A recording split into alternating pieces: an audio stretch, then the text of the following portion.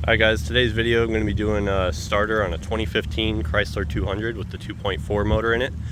This motor is similar to the one in the Jeep Compass Latitude I did a video on a little while back. However, that one was all-wheel drive. This one is not. So we're going to be doing a little bit different. This one, pretty much the only thing you're going to need to do on the top is just disconnect the battery. I'm just doing on the negative side. You don't need to disconnect the throttle body and the intake runner tube like I did.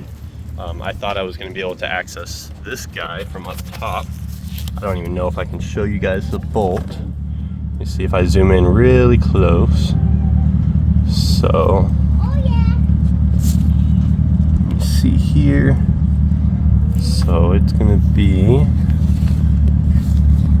there we go, right in the center of the screen. So that's going to be the top starter bolt that we're trying to get out. So you do not need to remove anything from the top in order to get to it. We're actually just going to be working from the bottom. So raise the vehicle up a little bit, you know, put it on jack stands, whatnot. I have it on these ramps. This is really all the working room we need. So first you're going to remove the bottom 14mm bolt on the starter. That one's pretty accessible to get to.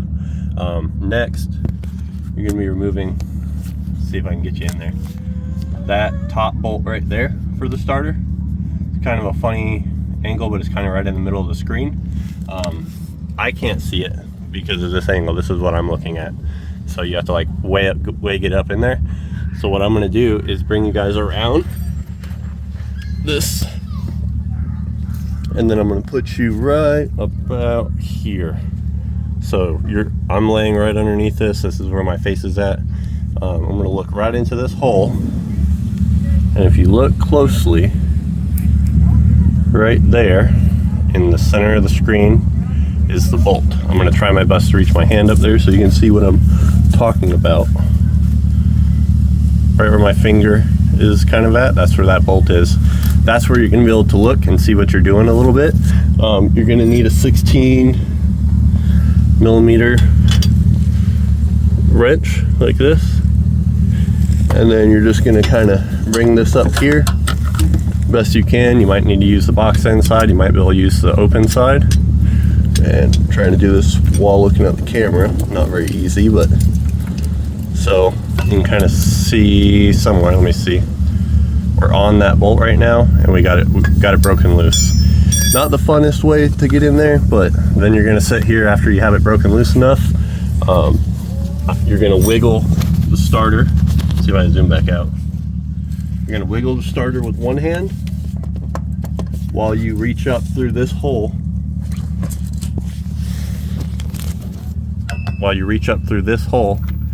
And unthread it. So you're going to unthread it. It's a really uncomfortable, really hard angle. You probably won't be able to do it if you don't have like longer fingers or your hands a little bit, you know, thicker or whatnot. But mine's just right to where I can get in there as I need to.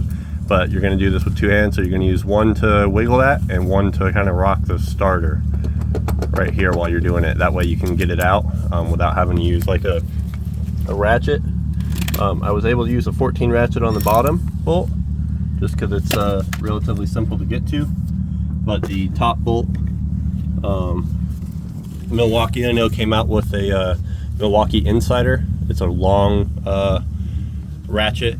I wish I would have bought that because I could have at least tried it and let you guys know if it worked, but I'm going to go ahead and pause this, and then I'll get back to y'all here shortly.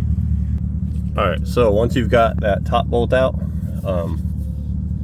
and that bottom bolt out, you can kind of rock the starter to this location. We're going to take a 13mm. I just have it like this with a little flex head, and we're going to break that starter nut loose. See if I can get you a view.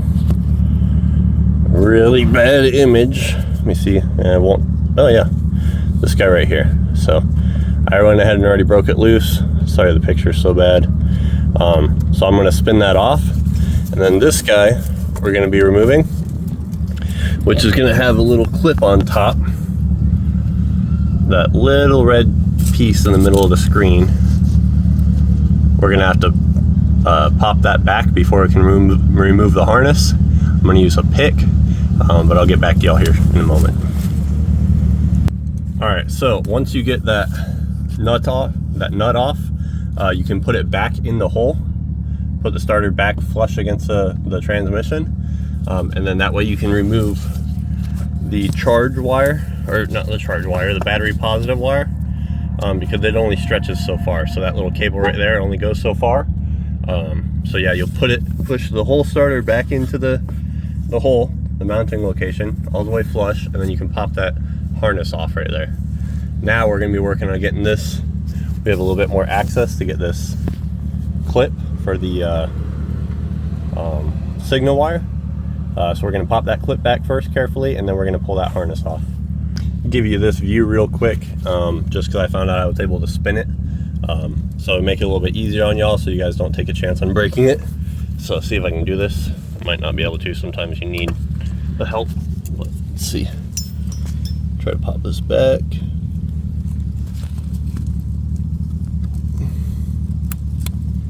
All right, there we go. We popped it back. And then sometimes these don't like to pop off properly, so I like to actually put a pick in this side. Let's see if we can do that. I don't know how this is going to show up for you guys. I'm not sure if you guys can even see, so just bear with me for a moment.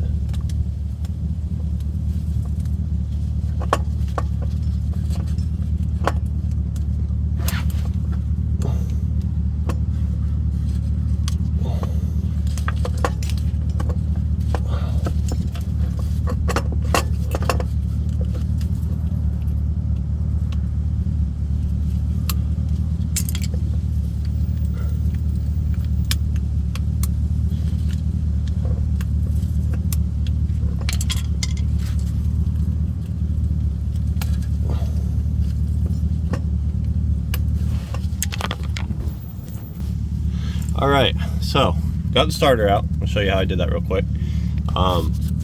There's going to be a bracket right here. Let's see if I can get that. So it kind of sits like that. There's going to be one 10 millimeter right there. There's going to be two 10 millimeter nuts right here. You're going to remove that bracket. Then you're going to get yourself this little E-Torx. It's an E6. It's an E6. Looks like, well, it looks like this, but a lot smaller. So you're going to get yourself an E-Torx, and you're going to remove the studs. So you got the nuts for the brackets that go onto here, and then you got the studs that you're going to remove from there. I've tried, and maybe you guys will have better luck. I've tried getting it out over here, tried getting out, squeezing out everywhere I could, did not work. I noticed that this manifold kind of has like a little upside over here, a little bit more space on the right side, or passenger side. So that's where I went. I took that bracket off, took the studs out. I was able to slide the starter out.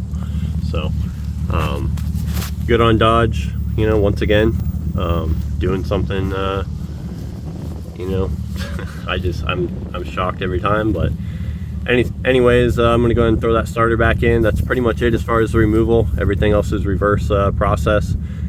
Pretty straightforward.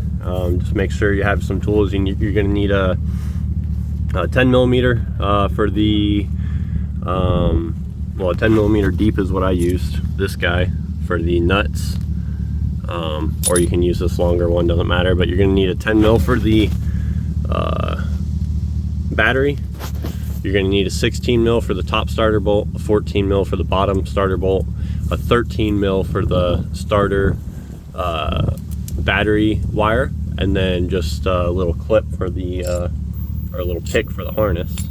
The harness is still in there, but, and then an E6 for the studs, and it's all that's pretty much it. So I'm gonna pause this, put it back in, let you guys know if I ran into anything else, and otherwise I'll see y'all in the next one.